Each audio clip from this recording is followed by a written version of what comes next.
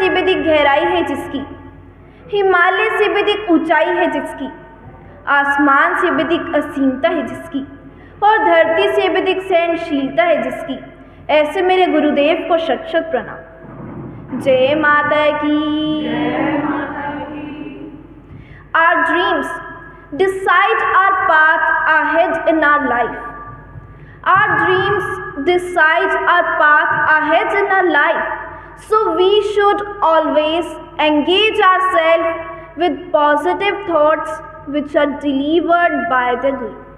एक बार एक भगत नदी में स्नान कर रहा था।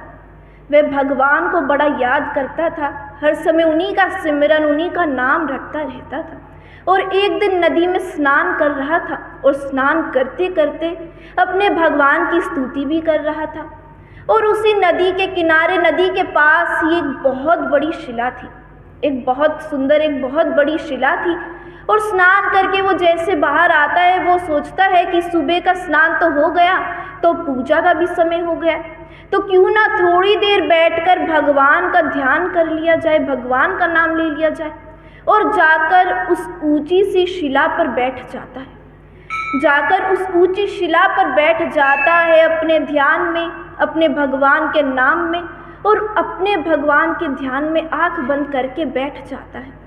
और उसी नदी में एक मगरमच्छ भी होता है, और वह मगरमच्छ बड़ा ही भूखा होता है और सोचने लगता है कि अब क्या किया जाए, कि ये व्यक्ति तो बहुत दूर है, बहुत ऊंचाई पर बैठा है, मैं तो इस तक पहुंच ही नहीं सकता, तो अब क्या करूं ऐसा जिससे मेरी क्षुधा शांत हो जाए और ये व्यक्ति कैसे ना कैसे करके एक बार बस नीचे आ जाए और मुझे इसे पकड़ने का मौका मिल जाए और मेरी भूख भी मिट जाए।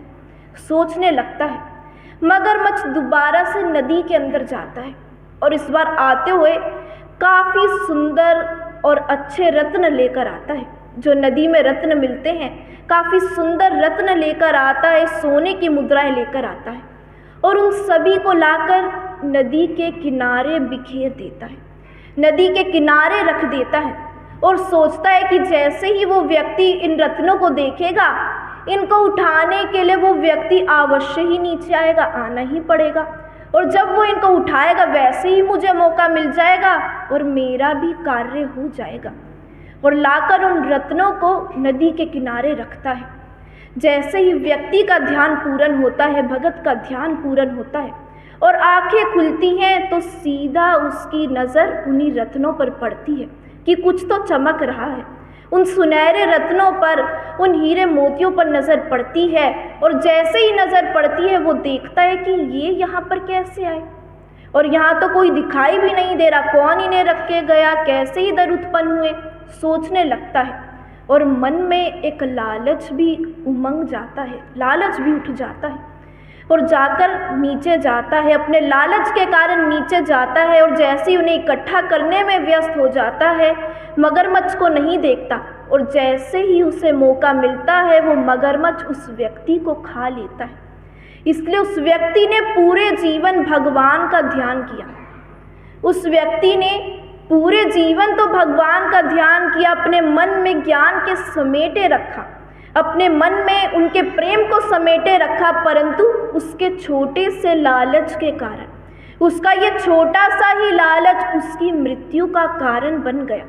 इसलिए हम अपने जीवन में हम साधु संतों के वचनों को भी सुनते हैं, अपने गुरु महाराज के प्रवचनों को भी सुनते हैं, और जहाँ से हमें ज्ञान एकत्रित करने को मिलता है वो ज्ञान भी हम सुनते हैं। कहीं ना कहीं से हम नॉलेज गेन करते ही रहते हैं, परंतु फिर भी जीवन के किसी ना किसी मोड़ में हमारा लालच आ जाता है और उसी के कारण हम अपने ही पतन के कारण बन जाते हैं, अपने विनाश के कारण हम बन जाते हैं।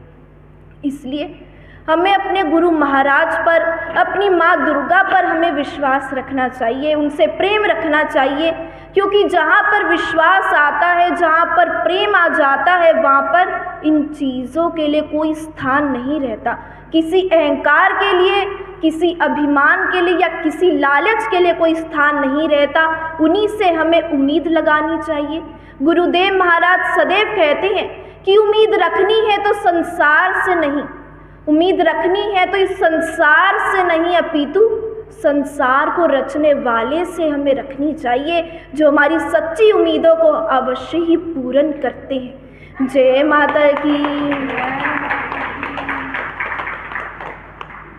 जिस प्रकार हम एक वृक्ष के नीचे जब पानी डालते हैं, हम पेड़ पौधों को जल देते हैं, पानी भी डालते हैं, तो जब हम एक वृक्ष के नीचे पानी डालते हैं तो वह जल, वो पानी सबसे ऊंचे पत्ते के पास भी पहुंचता है। वो नीचे डाला हुआ जल सबसे ऊंचे पत्ते पर भी पहुंचता है। उसी प्रकार हमारे द्वारा किए गए अच्छे कर्म, हमारे द्वारा किए गए प्रेम पूर्वक कर्म, हमारे अच्छे कर्म भी परमात्मा तक अवश्य ही पहुंचते हैं और उसका अच्छा फल ही हमें प्राप्त होता है। अच्छे व्यक्ति की इज्जत कभी भी कम नहीं होती, अच्छे कर्म करने वाले की इज्जत कभी भी कम नहीं होती। अगर हम सोने के चाहे 100 टुकड़े कर दें, हम सोने के चाहे 100 टुकड़े कर दें, परंतु उसकी कीमत कभी भी कम नहीं होती।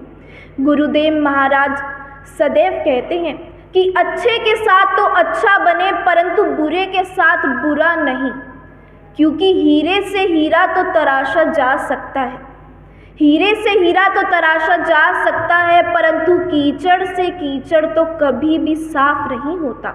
कोई हमारा बुरा करता है तो ये उनका कर्म है, परंतु हम किसी का बुरा करें ये हमारा धर्म नहीं है और ना ही ऐसा हमें गुरुदेव सिखाते हैं। इसलिए भगत गुरुदेव से कहता है कि गुरुदेव, आपकी ज्ञान से, आपकी बातों से ये बात तो मुझे ज्ञात हुई है कि ये संसार केवल एक बिजनेस है, कि ये संसार केवल एक धंधा है। किस चीज़ का? झूठ का, छल का, कपट का, लालच का। और इन्हीं चीज़ों को हर कोई शिकारी भी है, इन्हीं चीज़ों को हर कोई शिकारी भी है, परंतु आपके ही नाम से हम इस जीवन में आगे बढ़ते हैं, आपके ही नाम से हम इस जीवन में आगे बढ़ते हैं, आपके ज्ञान से आगे बढ़ते हैं। इसलिए और नहीं कुछ तुमसे चाहूँ, और नहीं कुछ तुमसे चाहूँ, बस साथ तुम्हारा बना रहे, तुम ही आस और तुम ही विश्वास, तुमसे ही गुरुदेव ये जीवन मेरा सजा रहे।